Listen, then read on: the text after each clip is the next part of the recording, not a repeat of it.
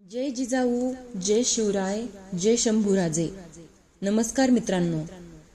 मागील भागात आपण बघितले कृष्णाजी भास्कर खानाचे पत्र आणि निरोप घेऊन प्रतापगडी शिवाजी राजांच्या भेटीसाठी आला. तेथून राजांचा निरोप घेऊन आणि राजांच्या वकील पंताजी यांना घेऊन खानाकडे परत आला. पंताजी यांनी आपल्या बुद्धिचातुर्याने खानास जावळीत शिवाजी राजांच्या भेटीसाठी राजी केले. आता बघूयात पुढे. पंताजी वकिली करून गडावर आले. सदरेवर सारे सरदार पंताजींनी आणलेली बातमी ऐकण्यास उतावीळ होते. राजांनी विचारले, पंत, खानांनी काय निरोप दिला? राजे, खान आपल्या नजराण्यानं खुश झाले. आपल्या विनंतीनुसार ते जावळीला यायला तयार आहेत, पण येताना ते सडे येणार नाहीत. त्यांच्याबरोबर त्यांची फौज सर्व सरंजामासह येईल. त्यात आम्हाला आनंद आहे. पंत, तुम्ही थकला असाल, विश्रांती घ्या. पंत मुजरा करून गेले. सायंकाळी राजे एकटेच पूर्वेच्या बुरुजावर उभे होते. जावळी खोऱ्यात थंडी उतरू लागली होती. राजांना गारवा जाणवत होता. मानेवरचे केस वाऱ्याने रुळत होते. राजे भान विसरून समोरचे विस्तीर्ण जावळी खोरे निरखित होते. मनात विचारांचे काहूर माजले होते. गडावर रात्र उतरली. चौक्या पहाऱ्यांच्या मशाली भरभरू लागल्या. पाठीमागच्या पावलांच्या आवाजाने राजे भानावर आले. कोण? मी मानकोजी. काका, काळोखात कशाला आलात? राजे, थंडी उतरली आहे. गारा वाढला, वारा सुटला आहे. अशा वेळी नुसत्या अंगरख्यानं वावरणं बरं नव्हे, म्हणून शाल आणली. शाल कुणी दिली? सदरेवर होतो, मनोहरीनं बोलावलं. उगीच राणी साहेबांनी तिची निवड केली नाही. राजांनी अंगावर शाल घेतली व ते म्हणाले, चला आपण जाऊ. दोघे वाड्यावर आले. रात्रीचे भोजन झाले. राजे आपल्या महालात गेले. एकटेच बैठकीच्या लोडाला टेकून बसले. खूप वेळ तसाच गेला आणि महालात मनोहरीने प्रवेश केला. मनू, का आलीस? राजांनी विचारले. समयांच्याकडे पाहत मनोहरी म्हणाली, आपली झोपायची वेळ झाली तेव्हा समया शांत करायच्या. नको, राहू दे. आणि हे बघ, सदरेवर कोणी असेल तर पाठवून दे. तू झोप जा. राजांनी पंतांना बोलवायला सांगितलं. पंत आले. राजांनी तानाजीला हाक मारून महालाबाहेर उभे केले.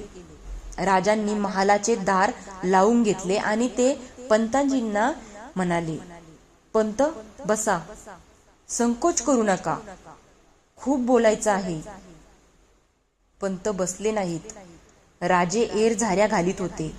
एकदम ते थांबले. पंताजींच्याकडे पाहत राजे म्हणाले, पंत, तुम्ही विश्वासाची माणसं, जुनी राजकारणात पोहोचलेली. म्हणूनच आम्ही ही जबाबदारी तुमच्यावर टाकली. सदरेवर सारे होते म्हणून आम्ही फार विचारलं नाही. घडला तो कारीना सांगा, आम्ही ऐकायला आतुर आहो. पंतांनी प्रतापगड सोडल्यापासून खानाच्या छावणीत प्रवेश केल्यापर्यंतचा सर्व वृत्तांत पंत म्हणाले. राजे, खान धूर्त आहे, बुद्धिमान आहे. जसा शरीरानं बळकट आहे तसाच तो मनानं खंबीर आहे. पण काय? आपला तर्क बरोबर ठरला. आपली भेट उघडताच, ती पाहताच खान बैठकीवरून उतरला. त्या दोन्ही चिजा पाहून त्याचे डोळे विस्फारले. खानाचा लोभी स्वभाव ओळखणं फारसं कठीण नव्हतं. पुढे सांगा. खान जावळीत यायला राजी आहे. त्याचा हेतू? मी गेल्यानंतर खानानं बैठक भरविली. साऱ्यांनी जावळीत जाऊ नये असा सल्ला दिला, पण खानानं ते मानलं नाही. राजे एकटक पंताजींच्याकडे पाहत होते. राजे म्हणाले, पंताजी, हा आमच्या जीवन मरणाचा प्रसंग आहे. तुम्हाला भवानीची शपथ आहे. खानाच्या मनात काय आहे हे आम्हाला खरं सांगा. हे संकट पार पडलं तर राज्याचा कारभार तुमच्यासारख्या विश्वासू माणसाला आम्ही देऊ. पंताजी गोपीनाथांनी शपथ घेतली. ते म्हणाले, राजे, राजकारण अत्यंत सावधानतेनं करावं. हे उचितच आहे. आपण विश्वास धरावा. आजवर इमाने इतबारे सेवा केली, ती लक्षात घ्यावी. मी लक्षात घेतली म्हणूनच ही जोखीम तुमच्यावर टाकली. सांगा पंत, खानाचा इरादा मैत्रीचा आहे की? राजे, खानाच्या मनात दृष्ट बुद्धी आहे. सल्ला करून तुम्हास भेटीस आणून कार्यभाग साधताच दगा करून कैद करून विजापुरास न्यावे ऐसे आहे. मग तुमचा सल्ला काय आहे? खान लाल चावला आहे. त्याचा फायदा घेऊन खानास नाना प्रकारे जावळीस घेऊन येतो. तुम्हात हिम्मत असली तर खानास एकांगी करून मारावा. लष्कर लुटावं, राज्य आपलं करावं. राजांना तो विचार पटला. पंताजींना राजांनी प्रसन्न होऊन 5,000 होऊन दिले. ते म्हणाले, पंत, तुम्ही खानाकडे जा. त्याला सांगा, राजा भीतो. भेटीस यावयास धीर पुरत नाही, तरी आपण जावळीस यावे. हाती धरून धीर भरवसा घेऊन पातशहाचे मुलाजमीतीस घेऊन जाऊन मला ऊर्जित करतील तरी थोरपणा आहे. दुसऱ्या दिवशी राजांचा निरोप घेऊन पंताजी गोपीनाथ खानाकडे रवाना झाले. खान जावळीत उतरणार याबद्दल राजांना कसलीच शंका नव्हती. राजांनी भराभर पावले उचलली. नेताजी पालकरांना जावळी आणि वाई रोखण्याचे काम दिले. खान जावळीत उतरला की त्यांनी घाटमाता सांभाळावा असे ठरले. साऱ्या सरदारांच्या जागा अशाच तऱ्हेने राजांनी निश्चित केल्या. गडावरून जावळीचा नकाशा समोर होता. राजे सर्वांना आपापली ठिकाणे दाखवित होते. सरदारांना आता चेव चढला होता. लढाईसाठी ते आतुर झाले होते. राजे कोयना खोऱ्यात फेरफटका मारून आले. खानाला उतरण्यासाठी कोयना खोरे सोयीचे होते. खानाच्या तळासाठी राजांनी प्रतापगडापासून दक्षिणेस कोसभर अंतरावर असलेला पार गावाजवळ खानाची छावणीची जागा निवडली. रड तोंडीच्या घाटाने उतरताना खानाला त्रास होऊ नये म्हणून वाटेवरची झाडे तोडून मार्ग मोकळा केला. पंताजी गोपीनाथ यावेळी खानाशी वाटाघाटी करीत होते. पंताजी गोपीनाथांनी खानाला पुरा विश्वास दिला. तो म्हणेल ते कबूल केले. पंताजींनी सांगितले, राजा कसदिल आहे म्हणूनच आपल्याला जावळीत येण्याचा त्रास. तिथं भेटीस येतील, दिलासा करून बरोबर घेऊन जावे. खानाने ते मान्य केले. निरोप घेता घेता गोपीनाथांनी खानास विनंती केली, ऐश्वर्यात उणेपणा पडणार नाही, पण अशा भेटीच्या प्रसंगी काहीतरी खास खरेदी करून खानांना भेट द्यावी. जशी राजांची इच्छा आहे, आपल्या छावणीत असलेला बाजार हिऱ्या मोत्यांचे व्यापारी जर आपल्या बरोबर येतील तर तिथंच खरेदी होऊन आपला व आपल्या सरदारांचा यथोचित सत्कार करता येईल. बेशक बेशक, हमारे साथ मोतिये जवाहिरे सभी तो आएंगे. खानाने आपल्या खास विश्वासाचे सरदार जावळीची व्यवस्था पाहण्यासाठी पंताजी बरोबर पाठविले. खानास पुरा विश्वास यावा म्हणून राजांनी त्यांच्या सर्व सोयी करावयाचे मनावर घेतले.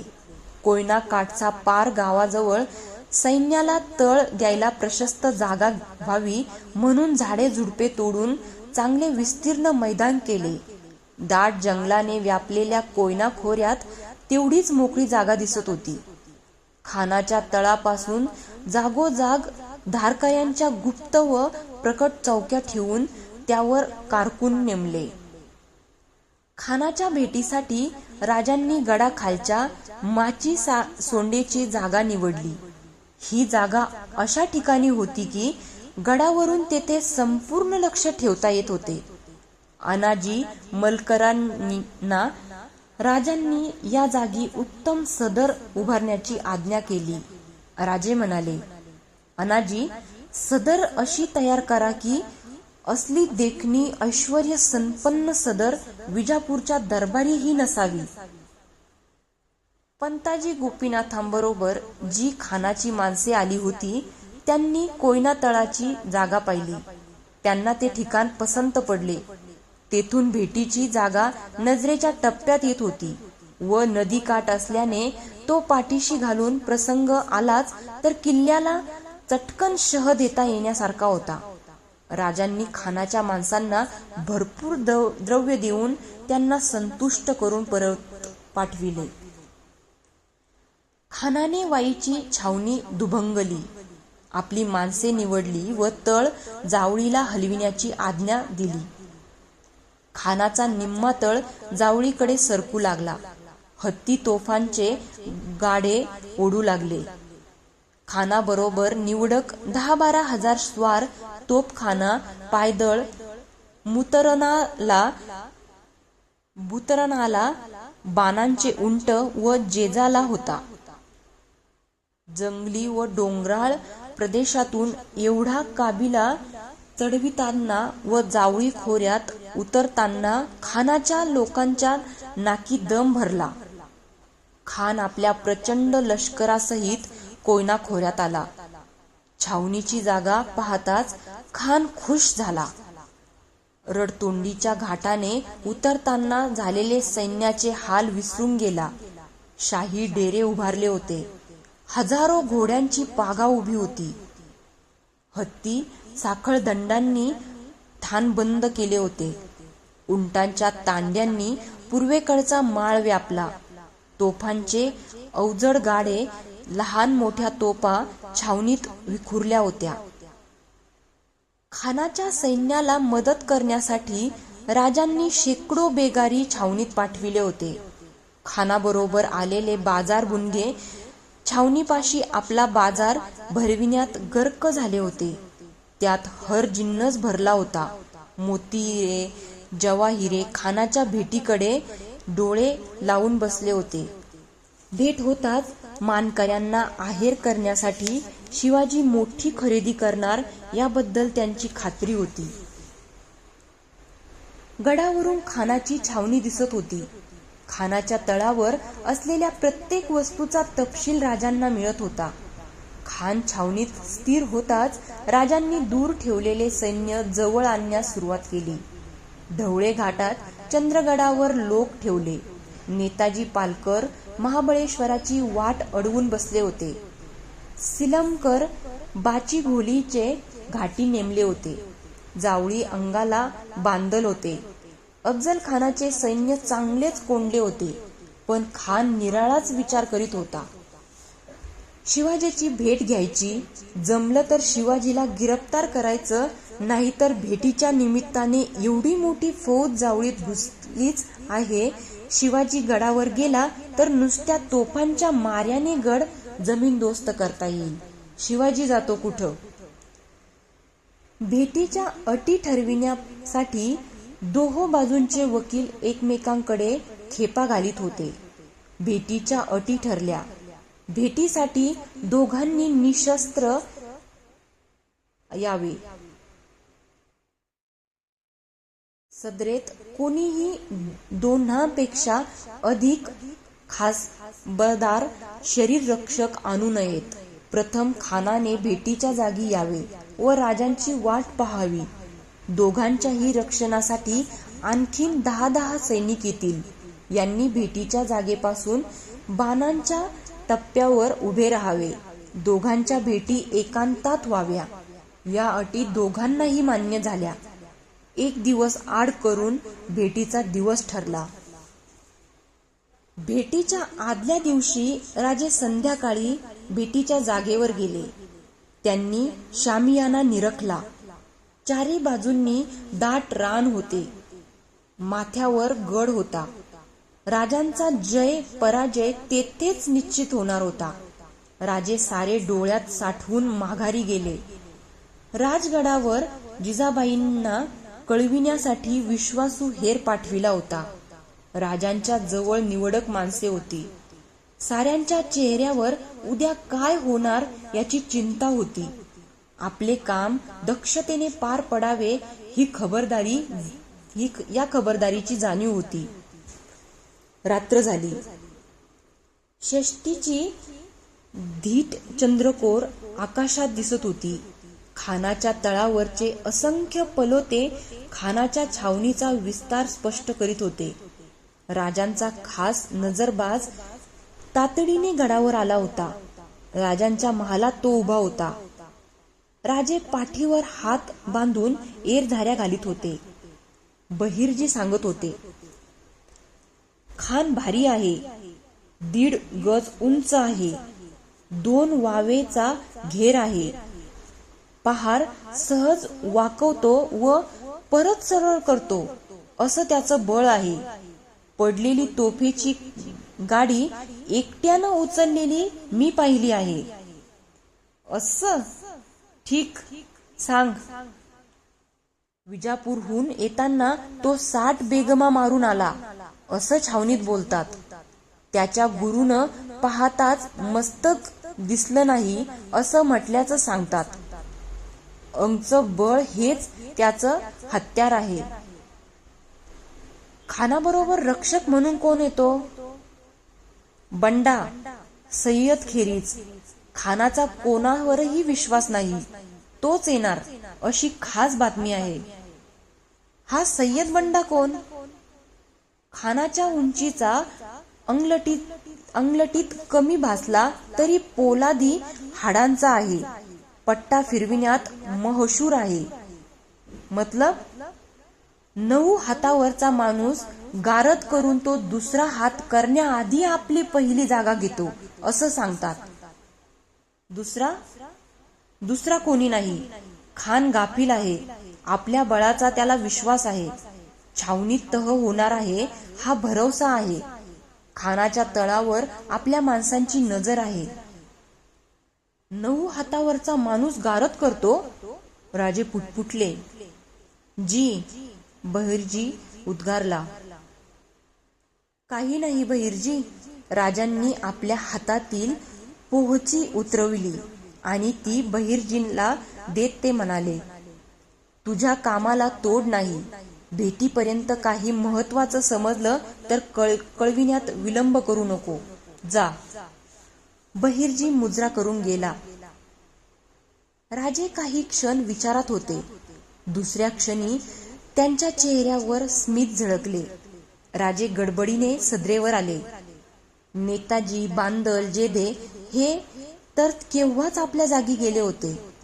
उरलेले राजांची आज्ञा ऐकण्यास उतावीळ होते.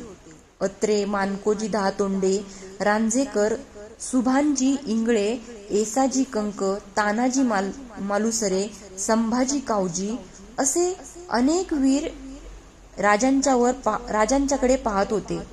राजे सदरेवर येऊन बैठकीवर बसले. राजांनी विचारले, मानकोजी, काय म्हणतात आमचे वीर? तानाजी म्हणाला, जांगला बसून कट्टाळा आला. आता कामगिरी सांगा.